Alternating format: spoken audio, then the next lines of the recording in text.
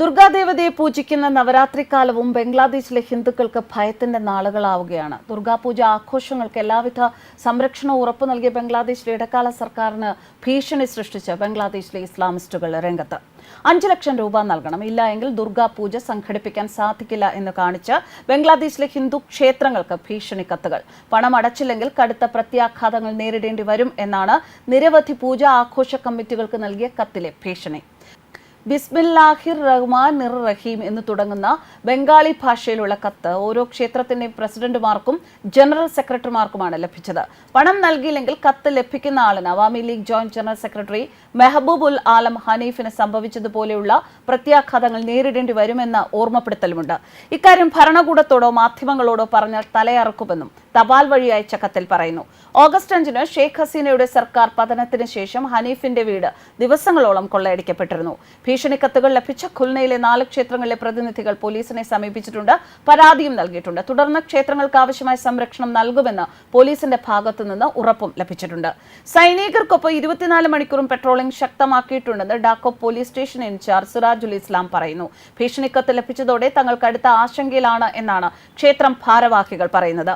ഈ വർഷം പൂജ സംഘടിപ്പിക്കാതിരിക്കുന്നതാണ് നല്ലത് എന്ന് ഭക്തർ പറഞ്ഞെങ്കിലും അവസാനം ആചാരങ്ങളും ആഘോഷങ്ങളും ഒരുമിച്ച് കൊണ്ടുപോകാൻ അവർ തീരുമാനിക്കുകയായിരുന്നു. ചില ക്ഷേത്ര കമ്മിറ്റികൾ ഭീഷണിയെ തുടർന്ന് ദുർഗാപൂജ സംഘടിപ്പിക്കേണ്ടതില്ല എന്ന് തീരുമാനിച്ചിരിക്കുകയാണ്. കഴിഞ്ഞ ആഴ്ച നമാസ് നടക്കുന്ന സമയത്ത് ദുർഗാപൂജ പരിപാടികൾ നിർത്തിവെക്കാൻ ആഭ്യന്തരകാര്യ സെക്രട്ടറിയായ ലഫ്റ്റനന്റ് ജനറൽ മുഹമ്മദ് ജഹാംഗീർ ആലം ചൌധരി ഹിന്ദു സമുദായത്തോട് ആവശ്യപ്പെട്ടിരുന്നു. ബാങ്ക് വിളിക്കുന്നതിന് 5 മിനിറ്റ് മുൻപും പ്രാർത്ഥനാ സമയത്തുടനീളവും ഹിന്ദുക്കൾ ദുർഗാപൂജ ആഘോഷം നിർത്തിവെക്കണമെന്നും ലഫ്റ്റനന്റ് ജനറൽ മുഹമ്മദ് ജഹാംഗീർ ആലം ചൌധരി ആവശ്യപ്പെട്ടിരുന്നു. ഹിന്ദു കമ്മിറ്റികളെല്ലാം അദ്ദേഹത്തിന്റെ ഉത്തരവ് പാലിക്കാമെന്ന് സമ്മതിച്ചു. അത് സമ്മതിച്ചില്ലെങ്കിൽ അതിക്രൂരമായ ആക്രമണം ഉണ്ടാകും എന്ന ഭയമുള്ളതിനാലാണ് ദുർഗാപൂജ കമ്മിറ്റികൾ ഉത്തരവ് പാലിക്കാമെന്ന് സമ്മതിച്ചത്. എന്നാൽ ഇതിന് പിന്നാലെയാണ് ഇപ്പോൾ പുതിയ ഭീഷണി കത്തുകൾ എത്തിയിരിക്കുന്നത്. ബംഗ്ലാദേശിലെ ഹിന്ദുക്കളുടെ ഏറ്റവും വലിയ ആഘോഷമാണ് ദുർഗാപൂജ മഹോത്സവം. ദുർഗാപൂജ ആഘോഷങ്ങൾ അടുത്തിരിക്കെ ഇന്ത്യയിലേക്കുള്ള ഹിൽസ മത്സ്യക്കയറ്റുമതിക്ക് ബംഗ്ലാദേശ് നിരോധനവും ഏർപ്പെടുത്തിയിരുന്നു. പത്മ ഹിൽസ് അഥവാ ബംഗ്ലാദേശി ഇലിഷ്, അതായത് മത്സ്യങ്ങളുടെ രാജാവ് എന്ന പേരിൽ അറിയപ്പെടുന്ന ഈ മത്സ്യം ബംഗാളി വിഭവങ്ങളിൽ ഏറെ പ്രധാനമാണ്. പ്രാദേശിക ഉപഭോക്താക്കൾക്ക് വേണ്ടത്ര മത്സ്യ ലഭ്യത ഉറപ്പുവരുത്താൻ എന്ന പേരിലാണ് ബംഗ്ലാദേശ് ഇടക്കാല സർക്കാരിലെ വാണിജ്യ മന്ത്രാലയ ഉപദേഷ്ടാവ് ഫരീദ അക്തർ മത്സ്യ കയറ്റുമതി നിരോധിച്ചത് എന്നതാണ് നൽകുന്ന വിശദീകരണം.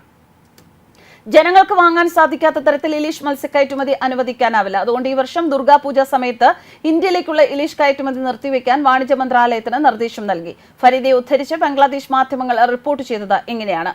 ദുർഗാപൂജ ഉൾപ്പെടെയുള്ള ആഘോഷവേളകളിലെ വിശിഷ്ട മത്സ്യങ്ങളിലൊന്നാണ് ഹിൽസ.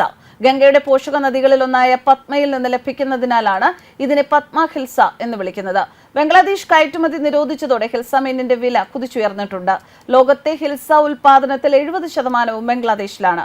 ബംഗ്ലാദേശിൽ നിന്ന് വരവില്ലാതായതോടെ മ്യാൻമാർ, ഗുജറാത്ത്, ഒഡീഷ എന്നിവിടങ്ങളിൽ നിന്നുള്ള ഹിൽസയ്ക്ക് ആവശ്യക്കാരും വർദ്ധിച്ചു. കുറഞ്ഞ മത്സ്യലഭ്യതയെ തുടർന്ന് 2012 മുതൽ 2020 വരെ ഹിൽസ കയറ്റുമതിക്ക് ബംഗ്ലാദേശ് നിരോധനം ഏർപ്പെടുത്തിയിരുന്ന സമയത്തും ഇന്ത്യയെ ഒഴിവാക്കിയിരുന്നതാണ്. News desk കർമാനസ്.